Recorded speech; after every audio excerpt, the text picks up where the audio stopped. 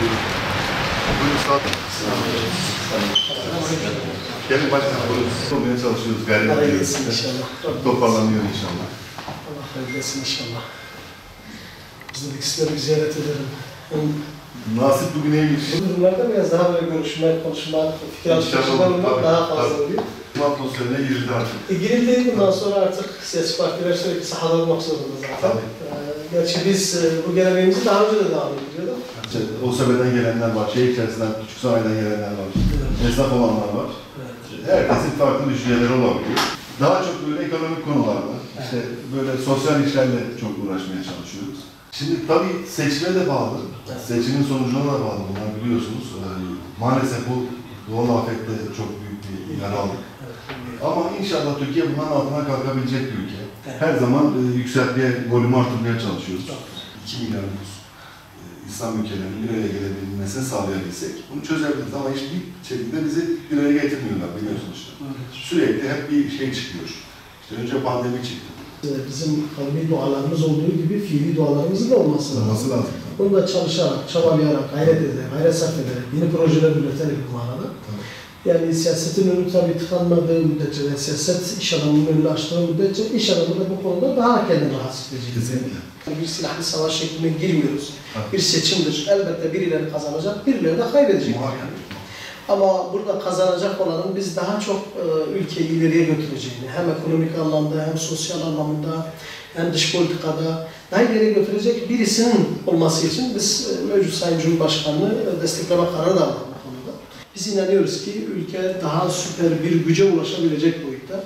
Şu anda özellikle teknoloji alanında olsun, tarımsal alanda olsun, yeni iyileştirmelerle daha güzel günleri göreceğiz. Evet. Hayatımıza göre bizi etkiledi. Eksilerdeydik. O büyük bir sıkıntı. Evet. İnşallah o çözüldüğü zaman. İnşallah o çözülür inşallah. Hani kutuplaştırmanın, ayrıştırmanın bize hiçbir kârı olmayacak yani ülke olarak.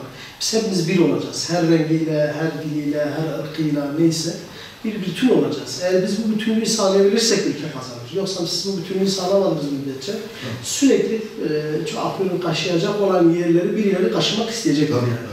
Geçmiş tarihte de bunu gördük. Yoksa bizim kardeşane bir tutumumuz var. O maalesef birileri kaşıyarak bizi birbirimizden etmeye çalışıyor bu manada.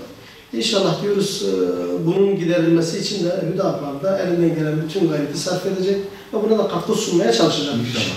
Biz diyoruz ki bizi bizden dinleyen inşallah pişman olmayacaktır. Bizim ne olduğumuzu bizden öğrenmiş olacak. İnşallah, ve bunun ne olduğunu da bizim kim olduğumuzu da bizden öğrenmiş olacak. Bizlerin ülkemiz için yapılan her doğru harekette biz varız. Hiç ayrım yapmadan razı olsun diyorum. Her zaman işte ülkemizin böyle doğru hareketlere, doğru insanlara ihtiyacı var. Partisinin, memleketin hiçbir önemi yok yani. Genç müsiyatla beraber 300 üyemiz var. Erbakan Hoca'nın zamanında bizim Erol Yarar var başkanımız, kurucu başkanımız, aslen Anteplidir. Bu müsiyat kurdurmuşlar, ona rakip olarak. Bunların çalışanlarını da düşündüğü zaman 2-3 milyon çalışana hitap eden üyelerimiz var. Ekonomik bölüm olarak da ben öyle inanıyorum, şu anda biz TÜSİAD'ı geçmiş durumdayız. Evet, Sayın Cumhurbaşkanı'na destek vereceğimizi bu konuda zaten belirtmiştik. Ama bunun yanında milletvekili seçimlerinde AK Parti'nin listelerine geleceğimizde bunu da beyan ettik.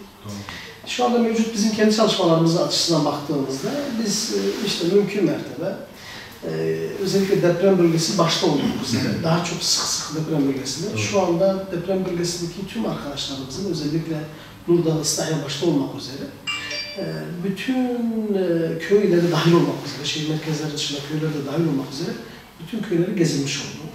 Mağduriyet olan insanlar varsa yapabildiklerimizi biz kendimiz yapmaya çalıştık. Bununla beraber de biz inşallah diyoruz ki mesela geçen gün bir köyde iftar yemeği verdik. Eğer uygun olursa, o köyde müsait olursa, uygun görürlerse iftar yemeklerine oralarda, o bölgelerde o insanlarımıza vermek isteriz yani. Her zaman inşallah beraber bunu çok teşekkür ederiz. Faaliyetleri burada yapıyoruz.